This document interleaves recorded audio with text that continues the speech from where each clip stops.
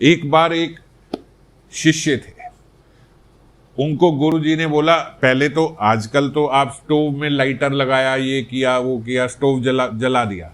पहले ऐसे नहीं होता था। पहले अग्नि कैसे लेके आते थे? तो बोले अग्नि लेके आओ। तो वो जंगल से जाके अग्नि लेके आते थे, किसी तरीके से पत्थर को ऐसे किया, ये वो पत्ता जलाया या किया तो ऐसे बोला जाता था, जाओ अग्नि लेके आओ शिष्यों को। तो एक शिष्य को बोला कि जाओ अग्नि लेके आओ। वो इधर उधर गया बेचारा, वो बड़ा भोला शिष्य था। वो गए इधर उधर, कहीं देखा, कहीं अग्नि मिली नहीं। वापिस गुरुजी के पास आए, गुरुजी अग्नि तो मिली नहीं। गुरुजी ने कहा, अरे जंगल में जाओ, इतनी सूखी लकड़ियां ये सब पड़ा है, कहीं अग्नि मिल जाएगी, जाओ उधर जाओ अग्नि लेके आओ। फिर गए, फिर वापिस आए, गुरुजी अग्नि तो मिली नहीं। गुरुजी ने कहा, भाड़ में जाओ, तुम्हें नहीं मिलती तो जो शिष्य थे वो बड़े भोले थे, वो चल दिए। बोलते गुरुजी ने कहा भाड़ में जाओ, वहां से लेके आओ। अब भाड़ मतलब नर्क में जाओ, नर्क में जाओ, भाड़ में जाओ तो बोल रहे तू भाड़ में जा, भाड़ में जा मतलब नर्क में जा, नर्क में जा, वहां से लेके आ। अब वो बोलते शिष्य बड़े सीधे थे, बड़े भोले थे, बोले गुरुजी ने बोला नर्क में जाओ लेके आओ। उन्होंने अपने आप को चक्कू मार लिया कि भाई अब नर्क में कैसे पहुंचे, नर्क में तो मर के ही पहुंचेंगे। मेरे जैसे शिष्य जो गुरुजी के लिए अग्नि तक नहीं लेके आ सकते, वो तो नर्क में ही जाएंगे। बोले अपने आप को चक्कू मारा, आत्महत्या करी। तो आत्महत्या करने वाला तो वैसे भी नर्क में जाएगा। यमदूत लेने आए, यमदूत ऊपर लेके गए, नर्क में पहुंचा। उन्होंने बोला हाँ जी बताओ, तो बोलो वो बोलेंगे बाद में, भाई पहले हमें अग्नि दे दो, गुरुजी के लिए अग्नि लेके जानी है। यमदूत ने बोला भाई बड़ा अजीब सा भगत है ये तो। यमदूत को भी लगा यार ये तो कैसा सा भगत है, बड़ा भोला सा है। उन्होंने यमराज जी को बताया, महाराज आज हमारे नर्क में कोई बड़ा ही अजीब सा प्राणी आया है, इतना पापी तो नहीं है पर बड़ा मूर्ख है। बोले कैसे? बोले ऐसे ऐसे ही हुआ था, इसको गुरुजी ने अग्नि लेने के लिए भेजा था, उन्होंने कहा भाड़ में जाओ, उसने अपने आप को मार लिया। बोले नर्क में आ गया यहाँ पे अग्नि लेने के लिए अपने गुरुजी के लिए।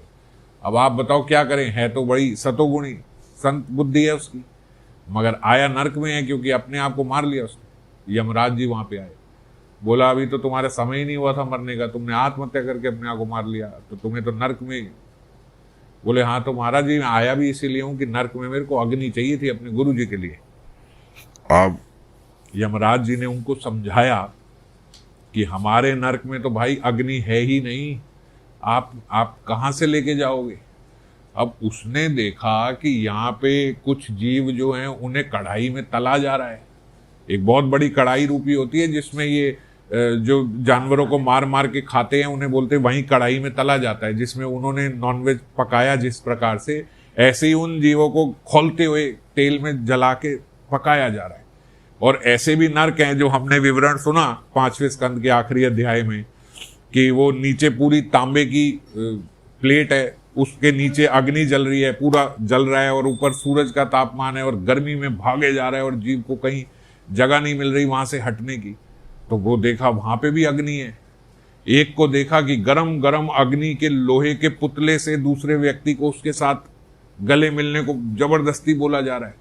जो अवैध संबंध रखते हैं उनके साथ ऐसा होता है, पुरुष होगा उसको गरम गरम लोहे की स्त्री के साथ बोला जाएगा, अब इसी का लिंगन करके रहो, स्त्री को पुरुष के साथ बोला जाएगा। तो इस प्रकार वो देखे जगह जगह अग्नि है और यमराज जी कहते हैं अग्नि ही नहीं है हमारे नर्क में। तो अब वो तो बोले भगत थे, बोले उन्होंने वो देखा और यमराज जी को देखा और फिर वो देखा और यमराज जी को देखा। बोले महाराज आपका पूरा नर्क जो है वो अग्नि से तप रहा है और एक गुरुजी के लिए थोड़ी सी अग्नि क्या मांगी और आपने कह दी अग्नि नहीं है। बोले बेटा ये अग्नि हमारे लिए नहीं है, आप समझ नहीं रहे हो, नर्क में अपनी कोई अग्नि नहीं होती। तो ये क्या है? बोले ये अग्नि तो जीव खुद ही लेके आता है, जो उसके काम की अग्नि है, जो उसके क्रोध की अग्नि है, जो उसके लोभ की अग्नि है, बोले उसी अग्नि में वो खुद ही जल रहा है। नर्क में अपनी कोई अग्नि नहीं है। आप सोचो नर्क में जाके जो ये जलाया जाता है ये नर्क की अग्नि नहीं है, ये बोले ये अग्नि इन्हीं की है, ये खुद ही अपनी आग में खुद ही जल रहे हैं। जैसे हम इस जगत में देखते हैं ना, एक व्यक्ति को बड़ा क्रोध आया, अब क्रोध में वो आग बबूला हुआ, बोल रहा है, डांट रहा है, कुछ भी कर रहा है, और तीसरा व्यक्ति आराम से खड़ा हुआ देख रहा है। तो जो देख रहा है उसको तो कुछ नहीं हुआ ना, लेकिन उसके अंदर क्रोध अग्नि है जो क्रोध कर रहा है। तो जो क्रोध अग्नि जिसके भीतर है वही तो जल रहा है, साथ वाले को थोड़े ना कोई फर्क पड़ रहा है। तो ऐसे ही उन्होंने बोला ये नर्क में जितनी अग्नि है ये इसकी है, आप जाओ अग्नि लेने। वो अग्नि लेने गए तो वो अग्नि शीतल हो जाए। बोले क्योंकि ये अग्नि आपके लिए नहीं है, यहां नरक में वही जलता है जिसके भीतर अग्नि होती है, जिसके अंदर काम की बहुत अग्नि है वो आके अपनी अग्नि में खुद जलेगा, जिसके भीतर क्रोध की बहुत अग्नि है वो अपनी अग्नि, जिसके भीतर लोभ की बहुत वो खुद जल रहा है। तो बोले बेटा सब अपनी अपनी अग्नि लेके आते हैं, यहाँ अब हमारे नरक में कोई अग्नि नहीं है, और एक की अग्नि दूसरे को नहीं मिलती, आपको नहीं जलाएगी वो। तो खैर अब मैं पूरी उस स्टोरी में नहीं जा रहा, मगर पौराणिक कथा है। तो वो यमराज जी ने खैर फिर कुछ करके, आप उसकी चिंता ना करना बोले वगैरह, किसको वापस भेज दिया कि जाओ ये नरक की अग्नि आपके लिए नहीं है, और वो अपने गुरु जी के पास है। तो कहने का तात्पर्य कि भव महादावाग्नि निर्वापणम, ये जो हमारे भीतर अग्नि जो जल रही है, जो महादावाग्नि जल रही है, ये हमारे काम से ही, हमारे काम के आपस के घर्षण से ही अग्नि जली है।